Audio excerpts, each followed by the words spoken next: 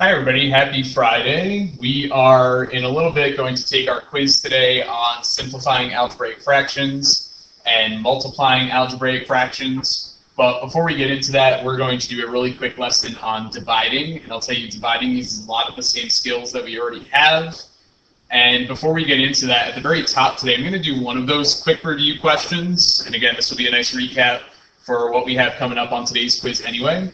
So in number one, we have two algebraic fractions that we're multiplying. We're going to go ahead and before we do any type of canceling, make sure that everything is factored completely. So for my first fraction, we're going to break that x squared minus 5x plus 4 into the factors x minus 4 and x minus 1. Those two things, multiply to positive 4 and add to negative 5. In the denominator of that fraction, we can take out a 3, and that leaves me with x plus 2. So we've got a GCF there for the denominator. If I go to the top of the second fraction, very similarly, there's a GCF of 2 up there as well. And we're left with x plus 2. So kind of like in that in terms of doing some canceling. But one more thing to factor, we got 16 minus x squared, and hopefully we're recognizing difference of perfect squares there. However, just be cautious that when you factor this, you put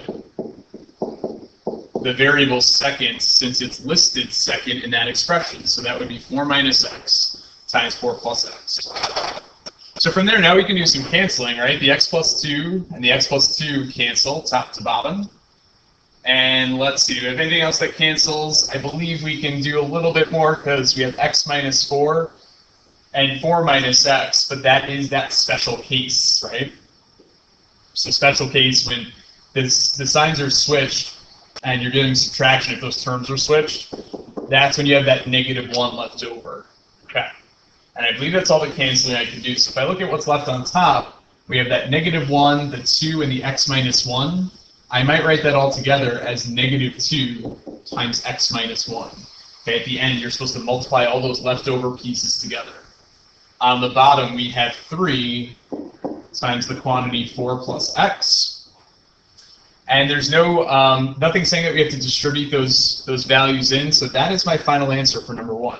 Okay, make sure that you, on the quiz today, completely factor everything before you go ahead and do some canceling. So that's a quick warm-up there. Number 2, we would just do a lot of factoring top, bottom, and hopefully find some things that cancel. So when we get into the topic of division, we're going to follow 4 quick steps, and actually the first step is going to be to change the division to a multiplication problem. So that's kind of exciting because we already know how to do multiplying with algebraic fractions. But we can't just make that change without doing something else. We can't just change division to multiplication because we like multiplying better. So once I change division to multiplication, you will then flip the second fraction over. Okay? Fancy math word there would be write the reciprocal. Okay? So we're going to flip the second fraction over, and then we can follow the same process for multiplication, which would be factor the top and bottom as much as possible.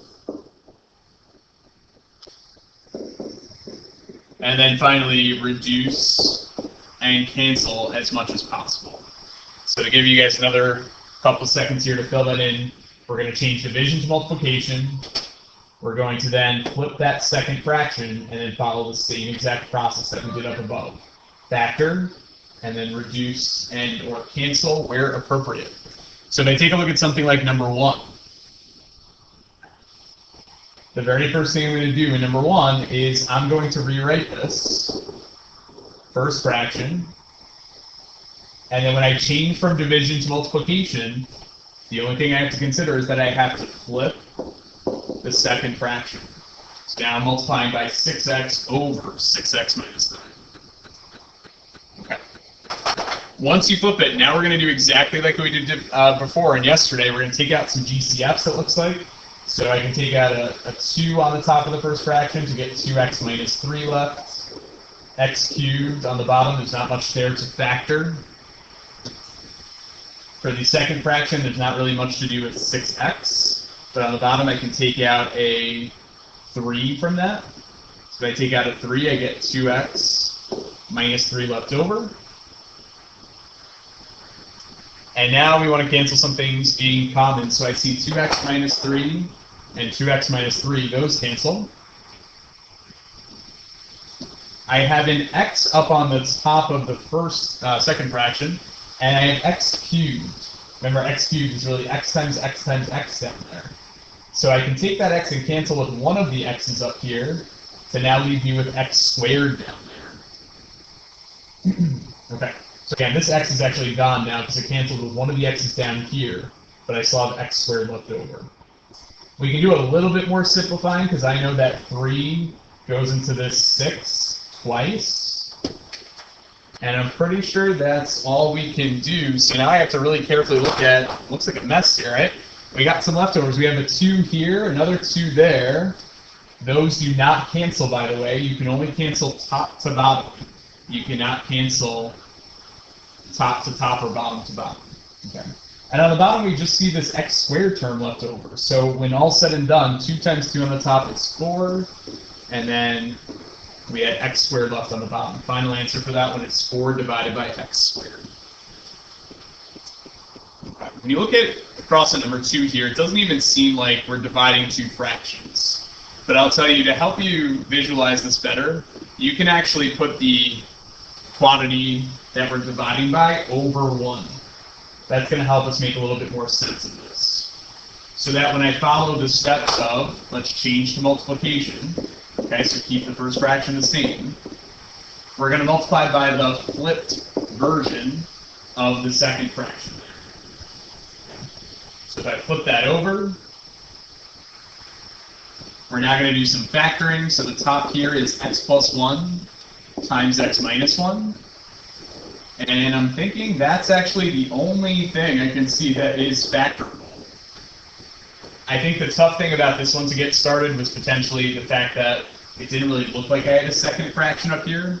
But putting that quantity over 1 helps me so that when I change to multiplication, I can flip it over. All right, I do see that we have x minus 1s that cancel top to bottom, so those cancel out. And we have x plus 1 times 1 up there, but that doesn't change it. And then we just have 2x on the bottom. And that's the final answer for number 2. Since this process is so similar to what we've done with multiplication, I certainly will not do every example on the back. Maybe we'll do a few others just to make sure we're feeling pretty comfortable about this. And then we'll let you guys get started on the quiz. Once we're done with this lesson, by the way, Ms. Britt will pass out the homework so that this way you guys can get started on that, but just wait until that you're finished with the quiz to get started on that homework assignment. Okay. On the back, let's maybe just try, let's do 2 more. We'll do number 3, and then I actually want to jump all the way down to number 7. These are the last couple that we'll do. Okay. So in number 3, I'm going to get started by just factoring right away. So if I factor what's up here, x squared plus 9x plus 20, that would be x plus 5 times x plus 4. Okay. On the bottom, the 4x minus 8, I see I can take out a GCF of 4, and that leaves me with x minus 2.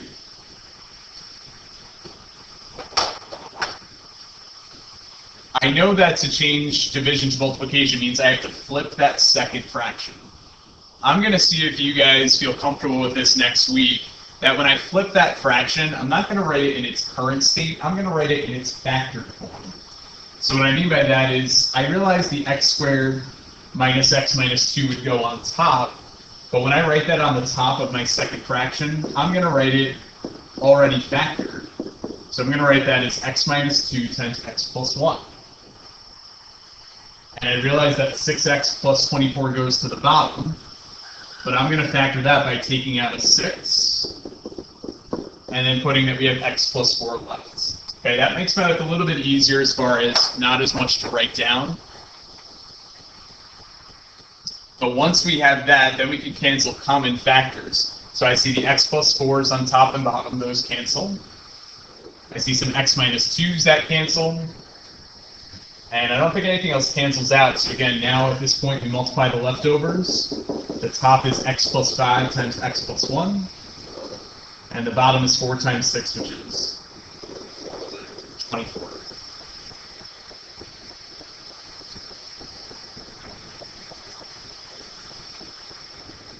As promised, we'll do one more example. We're going to jump down to number 7 all the way down here. Okay, and this video will be posted on my website, so if I went too fast through anything today, or if you want to check something out later on that didn't quite make sense, go ahead and check out the website over the weekend, or check in with me on Monday. So in number 7, we're going to follow the same strategy, factor the top, factor the bottom, and don't forget we're going to have to flip that second fraction here. Okay, so to get started in number 7, I'm going to factor the top of the first fraction. That has a GCF. It's not very obvious right away, but if you take out 9 here, you're left with 9x squared minus 4. Okay, so we always want to think GCF first regardless, but when I take out 9 and that's what's left, the leftovers are difference of perfect squares. So I'm going to factor 9x squared minus 4 into 3x plus 2 and 3x minus 2. A little bit of a tough step to get started because it's GCF. Make sure you carry that 9 out front, and then also some difference of perfect squares. In the denominator, x squared plus 8x plus 12, that's a little bit easier for us. Multiplies to 12 and adds to 8 would be an x plus 6 and an x plus 2. When I change from division to multiplication, remember that we do have to switch the fraction here. So the first thing I'm going to factor is x squared plus 2x, and I'm going to write that on top. That's actually just GCF factoring. Take out an x, and you're left with x plus 2.